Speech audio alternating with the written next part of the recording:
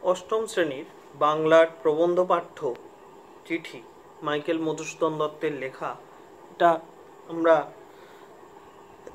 আলোচনার প্রসঙ্গে নিয়ে আসি। তিনটে চিঠির উল্লেখ আছে এখানে। প্রথম চিঠিটি, যেটি মাইকেল লিখেছেন বাংলার, অবশ্যই বাংলার সমাজ সংস্কারের এক প্রথিতযশা ব্যক্তিত্ব পণ্ডিত ঈশ্বরচন্দ্র বিদ্যাসাগর মহাশয়ের উদ্দেশ্যে। দ্বিতীয় চিঠিটি লিখেছেন তার প্রিয় বন্ধু গৌরদাস বসাকের উদ্দেশ্যে, এবং তৃতীয় চিঠিটি লিখেছেন তার শহীদ সম রাজনারায়ণ বসুর উদ্দেশ্যে। এই চিঠিগুলি সর্বাংশে ইংরেজিতে লেখা, এবং পাঠ্য তিনটি চিঠি তর্জমা করেছেন সুশীল রায়। আমরা চিঠির বিষয়বস্তুটা আলোচনা করছি, তোমরা নিজেরা এই তিনজনের সম্বন্ধে, অর্থাৎ পণ্ডিত ঈশ্বরচন্দ্র বিদ্যাসাগর, গৌরদাস বসাক এবং রাজনারায়ণ বসুর সম্বন্ধে চিঠির নিচে যে ব্যক্তি পরিচয় সংক্ষিপ্ত দেওয়া আছে সেটা তোমরা নিজেরা একটু পড়ে নিও। চিঠি, প্রথম চিঠিটি বিদ্যাসাগর মহাশয়ের উদ্দেশ্যে লেখা। প্রিয় বন্ধু, আমার আগের একটি চিঠিতে আমি আপনাকে পরিষ্কার করে হয়তো জানাতে পেরেছি আমি একাকী লন্ডনে কেন যেতে চাই, অর্থাৎ তার লন্ডনে যাওয়ার কি কারণ। একা যাওয়ার কারণ যখন জানিয়েছি, তখন আমার বিশ্বাস আপনি আমার হয়ে আমার বিষয় আশয় তত্ত্বাবধান করবেন। লন্ডনে যাওয়ার দুটো উদ্দেশ্য ছিল।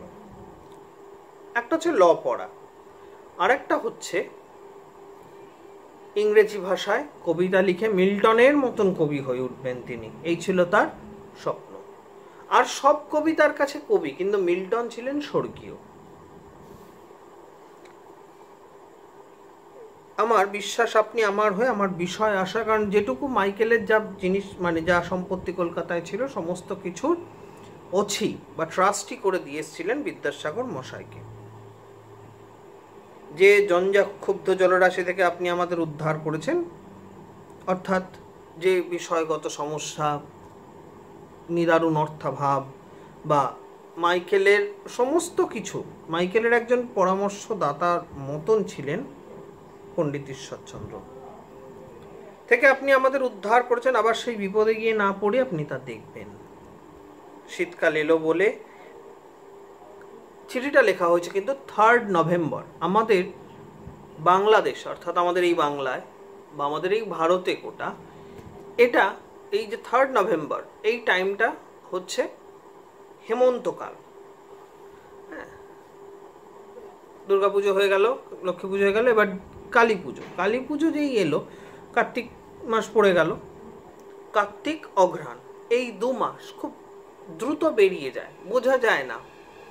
এই সময় নেচারের পরিবর্তনটা একটা অদ্ভুতভাবে হয়, এজন্য বোঝা যায় না আলাদা করে। তাহলে 3 নভেম্বর কিন্তু সেইভাবে শীতকাল নয়, ইউরোপেও নয়। ইউরোপের শীতকাল সম্বন্ধে আপনি কোনো ধারণা করতে পারবেন না। নিদারুণ ঠান্ডা, ঠান্ডাই ঠান্ডা আর কি।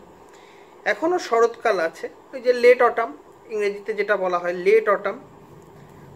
তবু আমার ঘরে আগুন জ্বালিয়ে রাখতে হয়েছে, আর গায়ে এমন জামা জব্বা পরে আছি, গায়ে আগুন, এই ঘরে আগুন। আগেকার দিনে তো রুম হিটারের এরকম ব্যবস্থা ছিল না, তো সেই জন্য মোটামুটি ফেব্রুয়ারি মাস অবধি ঘরে ওই ফায়ার প্লেসে আগুন জ্বলতো, আবার ওই অক্টোবর মাস থেকে আবার সেই ফায়ার প্লেসের আগুন জ্বলে উঠতো। কারণ টেম্পারেচার যে কোন দিনের বেলায় তবু একটু যদি উপর দিকে থাকে, নিচে রাত্রে যেই হয়ে যেত সঙ্গে সঙ্গে টেম্পারেচারটা 1, 2, 3 ডিগ্রিতে নেমে আসতো। আর গায়ে এমন জামা জব্বা পরে আছে, এমন সব কাঁথা কম্বলের মতন জামা কাপড় গায়ে চাপিয়েছে, যা নাকি আমাদের দেশে ছোটোখাটো একটি মোট বিশেষ। মোট মানে হচ্ছে বস্তা বা প্যাটরা, এই ধরনের মুটেরা মাথায় করে, ঝাঁকা মুটেরা নিয়ে যায়। আমার দেশের সবচেয়ে ঠান্ডা মাসের চেয়ে, এখানে ঠান্ডার দিনের চেয়ে এখানে প্রায় 6 গুণ বেশি ঠান্ডা, খুব স্বাভাবিকভাবেই। ঠিক আছে, আমাদের দেশের সবচেয়ে ঠান্ডা মাসের, আমি যদি পৌষ মাসই ধরি, পৌষ মাসের সবচেয়ে শীতল দিন, সেখানে প্রায় 6 গুণ বেশি ঠান্ডা। যদি এখানে কলকাতায় সেই সময় যদি 6 ডিগ্রি হতো, ওখানে সেটা 1 ডিগ্রি, 0 ডিগ্রি, -1, -2, আপনার কি ভারতচন্দ্রের সেই লাইনটা মনে আছে? বাঘের বিক্রম সম মাঘের হিমানি, ভারতচন্দ্র রায়গুণাকর তিনি উক্তিটি করেছিলেন।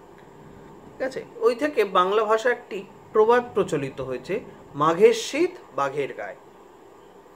তিনি যদি এদেশে থাকতেন তাহলে শীত সম্বন্ধে কি লিখতেন? হে প্রিয় বন্ধু, আপনি মনে করবেন না যে আমি এখানে অলসভাবে দিন কাটাচ্ছি। আমি ফ্রেঞ্চ ইটালিয়ান প্রায় রপ্ত করে ফেলেছি। মাইকেলের এক বিরল গুণ ছিল, তিনি অনেক ভাষা জানতেন এবং সেই সমস্ত ভাষার বিশেষ কোনো টিচার ছাড়াই তিনি কিন্তু সেই সব ভাষাগুলো রপ্ত করেছিলেন। এখন মনোনিবেশ করে জার্মান ভাষা চর্চা করছি এবং এই যে দেখো, মাইনে করা কোনো শিক্ষকের সহায়তা ছাড়াই। জার্মান হচ্ছে অদ্ভুত ভাষা, অদ্ভুত ভাষা জার্মান, টিউটনিক ভাষা। আপনিও জানেন, আমিও অকপটে বলি এর বর্ণমালা রোমান নয়, কিন্তু এ সম্বন্ধে আর নয়, পরে হবে। এই হচ্ছে প্রথম চিঠি। দ্বিতীয় চিঠিটি তিনি লিখছেন গৌরদাস বসাককে এবং সেটা জাহাজ যাত্রার অভিজ্ঞতা জানিয়ে। প্রথম চিঠির বিষয়বস্তু হচ্ছে কি, লন্ডনে শীত এবং শীতের তীব্রতা কিরকম। কারণ দুজন, মাইকেল এবং বিদ্যাসাগর, দুজন দুজনের প্রতিভাকে কিন্তু অসম্ভব রকমের শ্রদ্ধা করতেন। প্রিয় গৌর, হে আমার প্রিয় পুরাতন বন্ধু, আমি সিলন নামক জাহাজে চলেছি। এখন তোমাকে কয়েকটা লাইন লিখবার জন্য বসেছি। একটা জিনিস কি, জাহাজে করে এখান থেকে ধরো ইংল্যান্ড যাচ্ছে, ইংল্যান্ড যেতে গিয়ে জাহাজটা 4-5 জায়গায় স্টপ দিতে, এবার ইংল্যান্ড যেতে এখান থেকে হয়তো 3 মাস সময় লাগবে, কিন্তু 2-2.5 মাস সময় লেগে গেল। হ্যাঁ, তো সেই জন্য যে স্টপগুলো যখন জাহাজ দিত, তখন সেই সমস্ত জায়গায় থেকে এই জাহাজের লোকজন চাইলে চিঠি পোস্ট করতে পারত। হ্যাঁ, ধরো এই একজন জাহাজে করে যাচ্ছে, ইংল্যান্ড যাচ্ছে, যাওয়ার পথে হয়তো ইটালি বা রোম কোথাও একটা হয়তো জাহাজ থামলো। হ্যাঁ, সেখানে সে নামলো মানে কি, সেখানে সে একটা চিঠি তার মাতৃভূমি, তার আপনজনদের উদ্দেশ্যে লিখলো যে আমি ভালো আছি ইত্যাদি ইত্যাদি। সেই চিঠিটা কি হবে, আবার যে জাহাজটা আসছে, ভারতে আসছে, সেই জাহাজ যে করে চিঠিটা চলে আসবে। জাহাজটা হচ্ছে রূপকথার রাজ্যের ভাসমান একটা প্রাসাদ বিশেষ, বুঝলে বৎস? অর্থাৎ তিনি সেই প্রাসাদের যে বিলাস বৈভব সমস্ত উপভোগ করছেন। এটা তো ঘটনা মাইকেল মধুসূদন দত্ত জীবনের বেশিরভাগ অংশটা জুড়েই রয়েছে এই বিলাস বৈভব এবং তার ফলে সৃষ্ট উচ্ছৃঙ্খলতা। মাইকেল মধুসূদন দত্তের জীবনটাকে যদি ভালো করে পর্যালোচনা করে দেখা যায়, তাহলে মানে ওনার মধ্যে চরিত্রগত কোনো ভালো দিক খুঁজে পাওয়া সম্ভব নয়। কবি হিসেবে তিনি অসামান্য, সাধারণ, মানে সত্যি কথা বলতে হয়তো ওনার মতন প্রতিভা রবীন্দ্রনাথ ঠাকুরেরও ছিল না, কিন্তু ব্যক্তি হিসেবে এত উচ্ছৃঙ্খল এবং এতটাই মানে নিয়ম বহির্ভূত যে তিনি সেই কারণেই কিন্তু কখনো জীবনের প্রতিষ্ঠা, হয়তো আবার গুণীজনরা বলবেন যে প্রতিভার এটা একটা রূপ, হয়তো বা হতে পারে। এসব জাহাজে এমন অপূর্ব জাঁকজমকের ব্যবস্থা আছে যে তুমি কল্পনাই করতে পারবে না। এই যে জাঁকজমক, জাহাজের জাঁকজমক, আমাদের কাছে ব্যাপারটা কি, এখান থেকে দিল্লিতে পৌঁছানোর নিয়ে কথা। কারুর কাছে সেটা কি, হয়তো প্লেনে গেল যার খুব তাড়া আছে। এবার পয়সা ওড়ানোর জন্য কেউ হয়তো সাধারণ প্লেনে কি ইকোনমিক ক্লাস, বিজনেস ক্লাস দুটো ছিল আগে, এখন তার নেই অত, তো একটা যা হোক একটা পেলে চলে গেল। কিন্তু যারা বিলাস বৈভবটাই পছন্দ করে, তারা কি করবে, না আমি ইকোনমিক ক্লাসে যাবো না, আমি বিজনেস ক্লাসে যাবো, তার বেশি পয়সা আছে। আমাদের ভারতীয় দর্শনে একটা কথা বলে, জানো তো, ঋণং কৃত্বা ঘৃতং পিবেত। হ্যাঁ, যে ঋণ করেও ঘি খাবো। মাইকেল মধুসূদন দত্তের মতন মানুষজন হচ্ছেন এই ধরনের উচ্ছৃঙ্খল, একদম পরিষ্কার ভাষায়।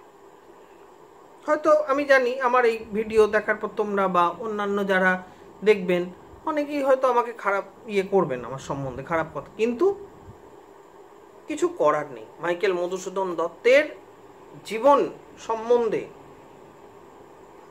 আমরা যে যাই বলি না কেন, আমি শুধু একটা ঘটনারই উদাহরণ দিচ্ছি। বিদ্যাসাগর মশাই মাইকেলকে ন্যূনতম 4 থেকে 5 বার অর্থ সাহায্য পাঠিয়েছেন, সব মিলিয়ে 20,000 টাকার উপর, এবং তাও মাইকেল সব উড়িয়ে নষ্ট করেছেন। আবার চেয়েছেন, আবার চেয়েছেন, আবার চেয়েছেন। শেষ পর্যন্ত বিদ্যাসাগর মশাই, যিনি দয়ার সাগর, তিনি পর্যন্ত বাধ্য হয়েছেন মাইকেলের চিঠির রিপ্লাই না দিতে। বিদ্যাসাগর মশাইয়ের জীবনী ফলো করলে পরেই এ কথাগুলো জানা যায়। যাকে এর স্যালুনগুলো, স্যালুন মানে এর এক একটা যে ঘর মতন রয়েছে যেগুলো, যা রাজপ্রাসাদেই মানায়, ক্যাবিনগুলো রাজকুমারদেরই উপযোগী, কিন্তু সেসব কথা ক্রমশ পরে বলা যাবে। আমি ইংল্যান্ডে পৌঁছবার পর এই সমুদ্রযাত্রার বিস্তারিত বিবরণ দেওয়ার জন্য যখন সময় এবং অবসর পাবো, তখন, অর্থাৎ তখন তোমাকে সাজিয়ে গুছিয়ে আমোদ প্রমোদের কথা, এ সমস্ত আমি লিখে পাঠাবো। ঠিক এই সময় ভেসে চলেছি বিখ্যাত সেই ভূমধ্যসাগরের মধ্যে দিয়ে। উত্তর আফ্রিকার পর্বতাকীর্ণ উপকূল দেখা যাচ্ছে। গতকাল আমরা মল্টায় ছিলাম, মল্টা দ্বীপ। গত রবিবারে আলেকজান্দ্রিয়া। আর কয়েকদিনের মধ্যে আশা করছি ইংল্যান্ডে পৌঁছে যাব। ঠিক 22 দিন আগে আমি কলকাতায় ছিলাম, তাহলে তারা সুয়েজ প্রণালী হয়ে আসবে। বেশ দ্রুতগতিতেই কি আমরা চলছি না, কিন্তু ভ্রমণের একটা বিষণ্ণ ব্যাপারও আছে, একটা বিষণ্ণতাও আছে, একঘেয়েমি যেটাকে বলে। সব জানতে পারবে, ধৈর্য ধরো বন্ধু, ধারণ করো ধৈর্য। ইন্ডিয়ান ফিল্ডের জন্য এই ভ্রমণের একটা সুদীর্ঘ এবং বিস্তারিত বিবরণ লেখার ইচ্ছা আছে। কারণ এটা ভ্রমণের কি বিশেষত্ব আছে, কারণ এই যে মাইকেল একজন এত বড় সাহিত্যিক, তিনি লিখবেন, সুতরাং তার লেখাটা তো আর আমাদের মতন অর্ডিনারি একটা লেখা হবে না, থোরবড়ি খাড়া। তিনি যেটা লিখবেন সেটা হবে সাহিত্য রসে সমৃদ্ধ। সেই লেখাটা 5 জন পড়ার জন্য আগ্রহ প্রকাশ করবে, এটাই। তার সম্পাদককে এই পত্রিকার একটি কপি তোমাকে পাঠাতে বলারও বাসনা আছে, অবশ্য তুমি যদি তার গ্রাহক না থেকে থাকো। যদি গ্রাহক থেকে থাকো তাহলে তো পৌঁছে যাবেই। এখন কি নিয়ে নিজেকে ব্যস্ত রেখেছো হে বন্ধু? আমার মনে হচ্ছে এই জাহাজে আমার দেশের আধা ডজন খানেক লোক যদি থাকতো, অর্থাৎ এই জাহাজে যদি আধা ডজন খানেক দেশের লোক মানে বাঙালি, হ্যাঁ, তাহলে নিজেদের নিয়ে একটা গোষ্ঠী গড়ে তুলতে পারতাম আমরা। আমাদের হরি এখন কোথায় তা কি তোমার জানা আছে? যদি জানো তার বন্ধু হরি, তাহলে তার আমার কথা তাকে মনে করিয়ে দিও। ইংল্যান্ডে গিয়ে আমি চিঠি না দেওয়া পর্যন্ত এই চিঠির উত্তর দিও না, কারণ এই চিঠি তিনি পাবেন, কিন্তু তিনি কি করে উত্তর দেবেন, তাই না? সেই চিঠি গিয়ে কি করে পৌঁছবে? সেখানে পৌঁছে আমি তোমাকে আমার ঠিকানা জানাবো, তখন তুমি প্রাণ উজাড় করে আমাকে অনবরত পত্রাঘাত করতে পারবে, অর্থাৎ চিঠি পাঠাতে পারবে। যদি আমার মনে হচ্ছে যে আমি তখন আমার বন্ধুদের জন্য এত বেশি সময় খরচা করতে পারবো না, কারণ আমি জীবিকা নির্বাহের জন্য যে পেশা শিখতে এসেছি তা তো কালতি পেশা, তাতে মনোনিবেশ করব বলে এবং সম্মান অর্জন করব বলে দৃঢ় সংকল্প। যেতে যেতে এরপরে স্পেনের উপকূল ছাড়িয়ে রোববার। এই 2 দিন চিঠিটা ফেলে রেখেছিলাম, কিন্তু আজ এটা শেষ করবই। আগামীকাল সকালে আমরা জিব্রাল্টারে পৌঁছতে পারি, সেখানেই চিঠিটা ডাকে দেওয়া, অর্থাৎ জিব্রাল্টার প্রণালী পেরোনোর সময় তার আগে একটা জায়গায় নিশ্চয়ই দাঁড়াবে, সেখানে এই ডাকে চিঠিটা দেওয়া যাবে। তুমি ধারণা করতে পারবে না সমুদ্র আজ কতটা শান্ত। এটা বিশ্বাস করো, আমাদের ঠিক হুগলি নদীটির মতন, অর্থাৎ আমাদের গঙ্গা বা ভাগীরথী নদী, যে হুগলি নদী যেটা, সেটা এখানকার আবহাওয়া আমাদের দেশের নভেম্বর মাসের মাঝামাঝি সময়ের মতন, খুব গরমও না খুব ঠান্ডাও না। আমি ভেবেছিলাম খুবই বুঝি ঠান্ডা হবে জায়গাটা, কিন্তু সকলে বলছে আমরা আটলান্টিক এবং বিস্কে উপসাগরে ঢুকলে, আটলান্টিক মহাসাগর, সাংঘাতিক ঠান্ডা জায়গা, সেটা সব অন্য প্রকার হবে। আর কোনো খবর তোমাকে দেওয়ার মতন এখন কিছু নেই, তোমাকে দেওয়ার মতো অর্থাৎ গৌরদাস বসাককে জানানোর মতন নতুন খবর কিছু নেই। লন্ডনে পৌঁছে অনেক খবর দিয়ে তোমায় আঁশ মেটাবো। তুমি ঠিক জেনো, এমনকি আমার শিশুকাল থেকে যে দেশ সম্বন্ধে আমি এমনভাবে চিন্তা করে এসেছি, অর্থাৎ মাইকেল মধুসূদন দত্ত, তিনি মনে প্রাণে তিনি ছিলেন ইউরোপিয়ান। তিনি মানে শুধুমাত্র কপাল দোষে ভারতের মতন একখানা ইসলাম কান্ট্রিতে তিনি জন্মগ্রহণ করে ফেলেছিলেন। কি করা যাবে? এমনকি আমার শিশুকাল থেকে যে দেশ সম্বন্ধে এমনভাবে চিন্তা করে এসেছি, আমি প্রতিটি মিনিটে তার নিকটবর্তী হতে চলেছি প্রত্যেকটা মিনিটে। এ কথা যেন আমার বিশ্বাসও হচ্ছে না। ঠিক আছে, কাব্য চর্চা করে তিনি ইংরেজ হবেন,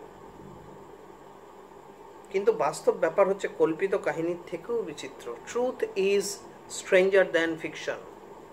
এবার তাড়াতাড়ি শেষ করি, কিন্তু তার আগে জানিয়ে রাখি তোমার অকৃত্রিম এবং আন্তরিক চির স্নেহমুগ্ধ ইত্যাদি। তৃতীয় চিঠিটি মাইকেল পাঠিয়েছেন তার বন্ধুসম রাজনারায়ণ বসুর উদ্দেশ্যে। তাহলে এইটা হলো গৌরদাস বসাককে লেখা চিঠিটা গেল হচ্ছে তার সমুদ্রযাত্রার বিবরণ। এবার তৃতীয় চিঠিটা বিষয় কিন্তু সম্পূর্ণ অন্যরকম। মেঘনাদ বধ কাব্যে 9টি স্বর্গে লেখা মেঘনাদ বধ কাব্য।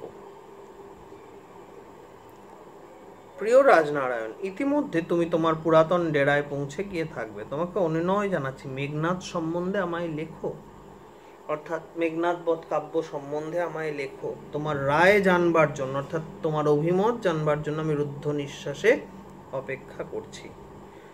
তোমার সঙ্গে সাক্ষাৎ হবার কয়েক ঘন্টা পরে আমি প্রচণ্ড জ্বরে আক্রান্ত হয়ে পড়ি এবং 6-7 দিন শয্যাগত থাকি। 6-7 দিন বিছানায় শয্যাশায়ী ছিলাম। মেঘনাদ আমাকে শেষ করবে অথবা আমি মেঘনাদকে শেষ করবো, সে সম্বন্ধে একটা বোঝা পড়ার উপক্রম হয়েছিল।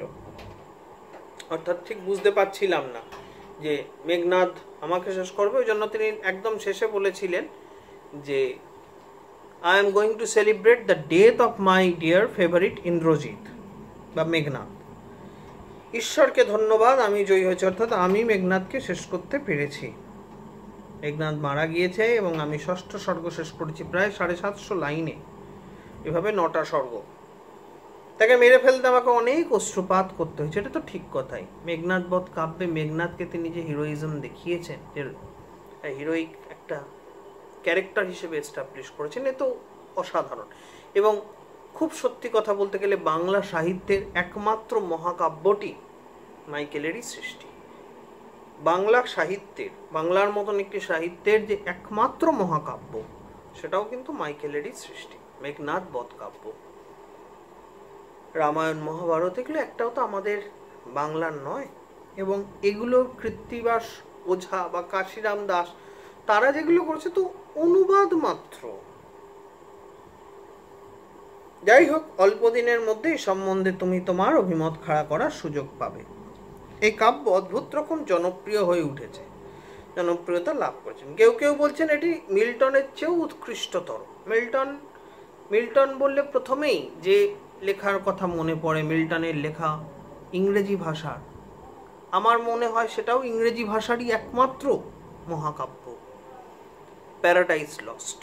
যে কোনো ইংরেজির এই মহাকাব্য নিয়ে অনেক দ্বন্দ্ব আছে। যে কোনো সুধীজনকে জিজ্ঞাসা করলে তারা বলবেন যে বেউলফ, কিন্তু আমার প্রশ্ন হচ্ছে বেউলফ যে ভাষায় লেখা হয়েছিল সে তো অ্যাংলো স্যাক্সন ভাষায় লেখা, সেটা না ল্যাটিন, না ইংরেজি, না স্যাক্সনিক কিছু, সেটা কি ভাষায় লেখা, তাতে ইংরেজির ভাব কতটা? কেউ বলেন জেফ্রি চসারের লেখা ক্যান্টারবেরি টেলস, কিন্তু ক্যান্টারবেরি টেলস অসম্পূর্ণ গ্রন্থ, বলে লাভ নেই। অসম্পূর্ণ মহাকাব্য বলে কিছু হয় না, মহাকাব্য হবে এবং সম্পূর্ণ হবে। সুতরাং রইল পড়ে প্যারাডাইস লস্ট। কিন্তু ওসব বাজে কথা, মিল্টনের চেয়ে উৎকৃষ্টতর হতে পারে না কোনো কিছুই। এইটা একজনের সম্বন্ধে কারোর বদ্ধমূল ধারণা। অনেকে বলছে এটি কালিদাসের কাছাকাছি, ওর কথা আমার কোনো আপত্তি নেই, ঠিক আছে। কালিদাস যিনি মালবিকাগ্নিমিত্রম, তারপর অভিজ্ঞান শকুন্তলম, কুমার সম্ভবম ইত্যাদি কাব্য মহাকাব্য লিখে শ্রেষ্ঠত্বের মানে সংস্কৃত সাহিত্যকে এক অন্য হাইটে নিয়ে চলে গেছেন, তার সঙ্গে তুলনায় তার কোনো আপত্তি নেই। এখানে একটা সেই দেখো মাইকেল নিজে যেটা পরবর্তীকালে বলে গেছেন, পরধন লোভে মত্ত করিনু ভ্রমণ, পরদেশে ভিক্ষাবৃত্তি কুক্ষণে আচরি। পরধন লোভে মত্ত, মিল্টনের সমান কেউ নেই, ঠিক আছে। মিল্টনও খুব ভালো, বড় মাপের, গ্রেট, কিন্তু তারপর কাউকে গডলি একটা অ্যাটিটিউড, মানে গডলি একটা এস্টাবলিশমেন্ট দিয়ে দেওয়া খুব সোজা, কিন্তু সেইটা সে সত্যিই ডিজার্ভ করে কি না এটাও ভাবার বিষয় আছে। ভার্জিল, কালিদাস বা ট্যাসো এদের সম্বন্ধে দেখবে আমি নোটে দিয়ে দিয়েছি। সমতুল্য আমি অসম্ভব মনে করি না। ইনিট, ভার্জিল লিখেছিলেন মহাকাব্য ইনিট। তারা যদিও কীর্তিমান তবু তারা নশ্বর পৃথিবীর কবি, অর্থাৎ তারা তাদের দেহ এই পৃথিবীর জল হাওয়া মাটির সঙ্গে সঙ্গে ফুরিয়ে যায়, কিন্তু মিল্টন স্বর্গীয়। এটা আমরা যাকে খুব ভালোবাসি আমরা তার সম্বন্ধে বলতেই পারি। তোমার যা মনে হয়েছে তুমি তা লিখে জানাবে, এরকম হাজার হাজার মানুষের জয়ধ্বনির চেয়ে, অর্থাৎ হাজার হাজার মানুষ ভালো বলার থেকে তোমার অভিমত অনেক নির্ভরযোগ্য। তুমি যদি এর মধ্যে কোথাও কোনো ত্রুটি খুঁজে পাও সেটাও অনেক দায়িত্বশীল। এরকম শুনেছি অনেক হিন্দু মহিলা বইটি পড়ছেন, পড়ে ক্রন্দন করছেন, কারণ মাইকেল এটা করতে পেরেছিলেন। মেঘনাদকে বাঙালি ঘরের সন্তানের মতন ট্রিট করতে পেরেছিলেন। তোমার স্ত্রী যাতে কাব্যটি পড়েন তোমার সে ব্যবস্থা করা উচিত। আমাকে চিঠি লেখো এবং এক মুহূর্তের জন্য এ বিশ্বাস হারিও না যে আমি অকপট ও আন্তরিকভাবে তোমার সর্বশ্রেষ্ঠ অনুরাগী। অর্থাৎ রাজনারায়ণ বসুর যে প্রতিভা, সেই প্রতিভার প্রতি মাইকেলের যথেষ্ট সম্মান, শ্রদ্ধা এবং বিশ্বাস ছিল। চিঠি টেক্সটটা পড়বে, প্রশ্নগুলোর উত্তর দিয়ে দিয়েছি, সেগুলো তোমরা বাড়িতে পড়বে। কোথাও যদি কোনো অসুবিধের কারণ ঘটে আমাকে নিশ্চয়ই সেটা জানাবে। ভালো থেকো সকলে।